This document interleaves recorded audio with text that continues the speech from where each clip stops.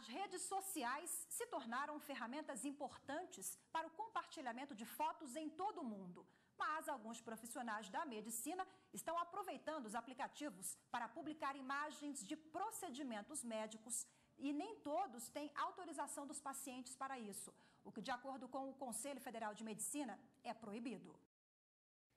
A imagem mostra os ferimentos no braço de um garoto atacado por um tigre no interior do Paraná. Publicações com esse tipo de conteúdo são cada vez mais comuns nas redes sociais. Com o celular, os internautas compartilham de tudo, desde imagens de pratos de comida a acidentes.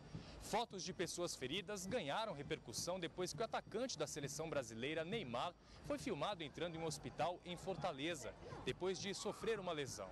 Para combater essa prática, a Sociedade Brasileira de Atendimento Integrado ao Traumatizado criou uma campanha para conscientizar os profissionais da saúde sobre a proibição de compartilhar fotos e vídeos de pacientes na internet. Nós estamos reforçando, para que os membros divulguem, nas instituições que trabalham, que nenhum tipo de imagem gerada dentro de um hospital seja passado, via Facebook, YouTube, porque isso acaba desrespeitando o Código de Ética Médica, a privacidade, o sigilo do doente, para que as pessoas multipliquem esse tipo de informação, a não ser que seja o desejo do doente com consentimento escrito do próprio doente.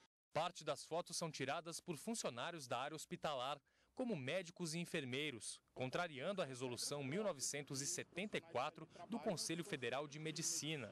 Ela proíbe os médicos de divulgar fotos ou vídeos de pacientes em anúncios publicitários sem autorização. Não só ela, como o próprio Código de Ética Médica, contém as informações, as regras necessárias para o exercício ético da profissão, que engloba inclusive esse assunto de divulgação de autorretratos, que vem hoje crescendo em todas as áreas.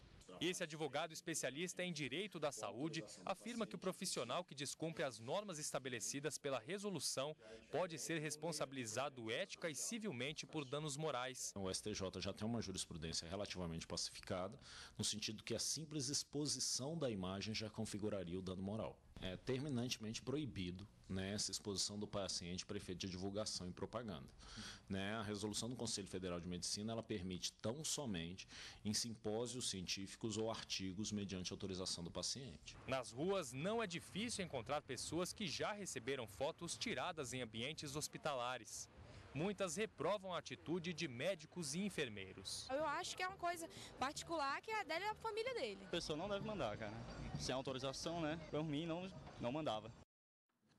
E para falar mais sobre esse assunto, eu recebo aqui na bancada o advogado especialista em direito civil, Luiz Gustavo Mulha. Doutor Luiz, boa tarde, obrigada pela participação conosco. Um prazer. Como vimos na reportagem, resoluções, leis, a própria Constituição Federal de 88 versa sobre o assunto, não faltam legislações, então, que proíbem essa prática? Isso mesmo. A Constituição de 88, ela deixa claro no seu artigo 5º, em alguns incisos, que qualquer utilização da imagem sem a prévia autorização, isso pode gerar realmente um dano.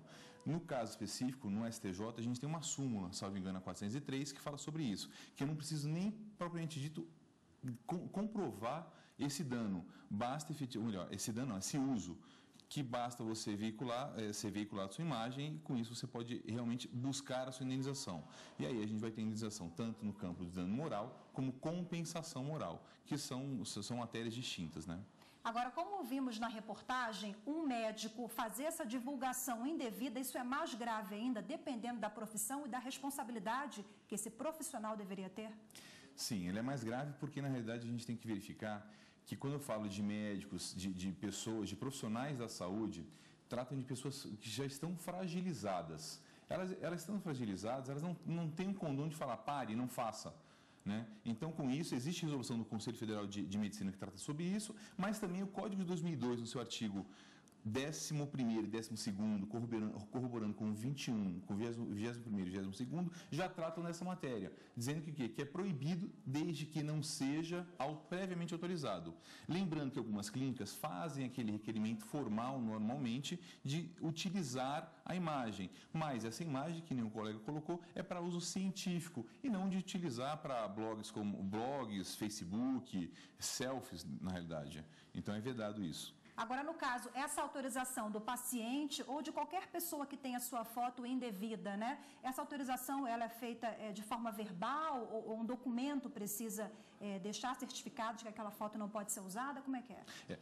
A gente sempre instrui os profissionais de saúde, quando nos procuram, ou qualquer outra pessoa, para a gente sempre manter documento. Então, aquela autorização verbal, ela pode ser mutável. Ah, mas eu tenho testemunha. Tudo bem. É um processo judicial que vai ser levado em consideração. No caso específico, nós orientamos a ter realmente um documento formal, especificando aonde vai ser utilizado, quando vai ser utilizado, e inclusive um delta T, né? O tempo que vai poder utilizar essa imagem, porque não vai poder ser ad eterno também, né? Agora, o Poder Judiciário tem sido chamado para resolver muitas questões relacionadas a uso indevido, a publicações que não deveriam ser feitas. Isso é constante?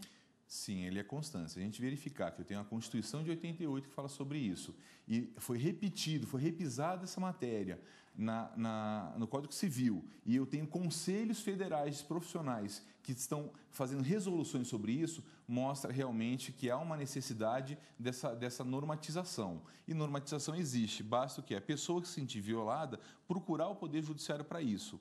As demandas hoje estão em altos níveis de solicitação, na realidade. O Poder Judiciário do Distrito Federal, do STJ, inclusive algumas matérias que, quando caem na questão constitucional, vêm para o STF, estão se debruçando sobre a matéria.